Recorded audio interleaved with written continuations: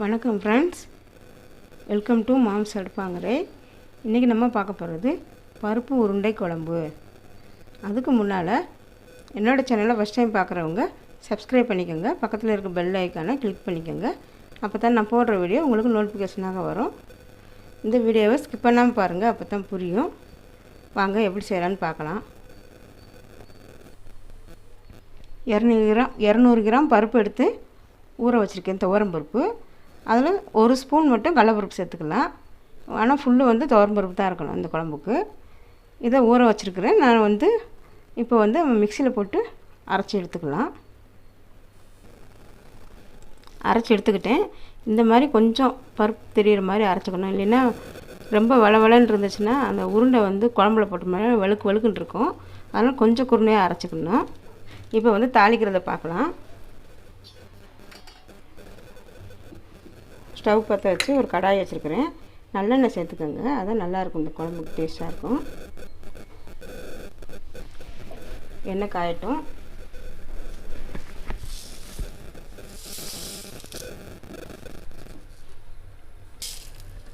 எண்ணெய் காஞ்சிடுச்சு, கடுகு சேர்த்துக்கலாம். கடுகு பொரியட்டும்.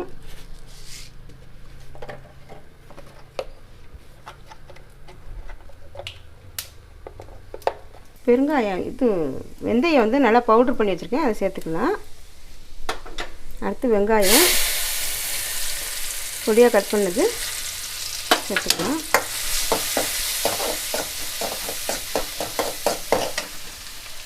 கருவேப்பிலை, பச்சை மிளகாய் ஒரு 3 பீஸ் சேர்த்துக்கிட்டேன்.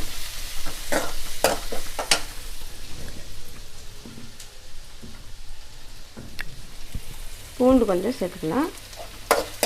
இந்த பருப்பு உருண்டை குழம்புன்றனால பூண்டு கொஞ்சம் அதிகமாக சேர்த்துக்கணும், இல்லைன்னா டேஸ்டபுளாக ஆகும். நல்லா வதங்கட்டும்.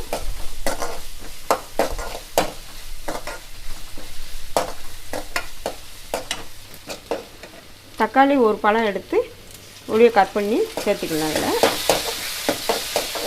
தக்காளி நல்லா வதங்கட்டும்.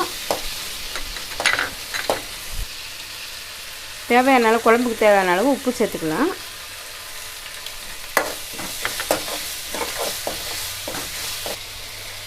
ஒரு 4 ஸ்பூன் மிளகாத்தூள் சேர்த்துக்கிறேன். நான் வீட்டில் அரைச்ச மசால் பொடி தான்.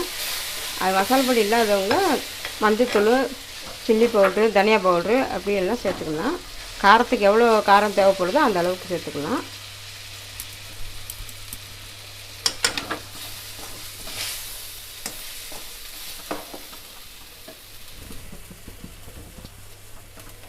புளி எடுத்து கரைச்சி வச்சுருக்கேன் தண்ணி, அதோடு மிக்ஸ் பண்ணிக்கலாம். இதை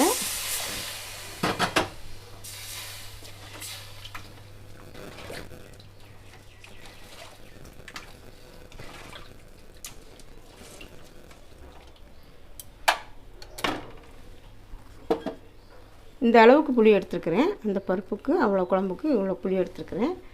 அதை கரைச்சி ஊற்றிக்கலாம். இது கொதி வரட்டும். குழம்பு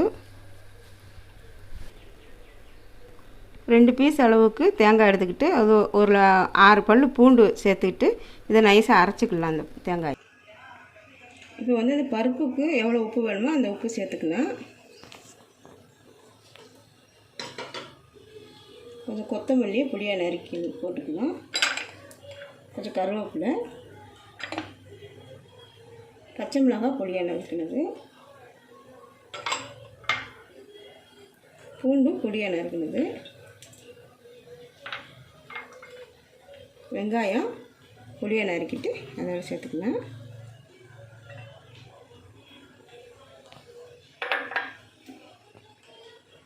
கொஞ்சம் பெருங்காயம் சேர்த்துக்கலாம்.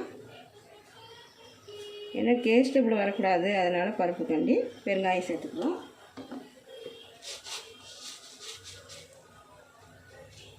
சோம்பு கொஞ்சம், ஒரு 1/4 ஸ்பூன் சோம்பு. இதெல்லாம் நல்லா பிசைஞ்சிக்கிட்டு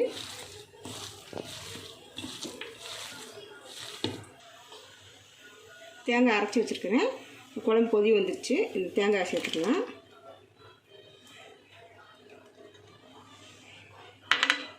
தேங்காய் ஊற்றுனதுக்கு முன்னாடி ஒரு கொதி வரட்டும் குழம்பு. அப்புறமா அந்த உருண்டைங்களை உருட்டி அந்த குழம்பு கொதிக்கும் போது ஒன்று ஒன்றா சேர்த்துக்கலாம்.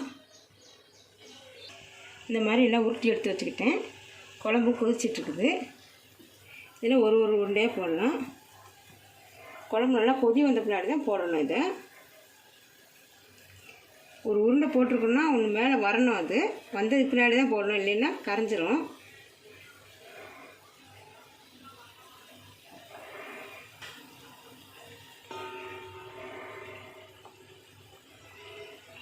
ஒரு சைடில் போடலாம்.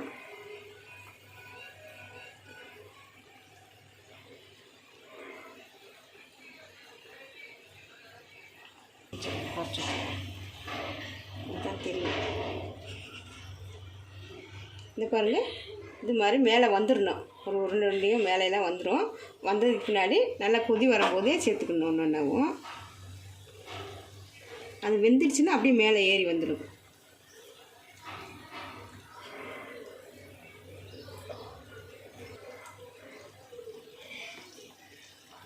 பருப்பு அரைக்கும் போது நல்லா தண்ணிலாம் வடிச்சிட்டு ட்ரையாக தான் அரைக்கணும்.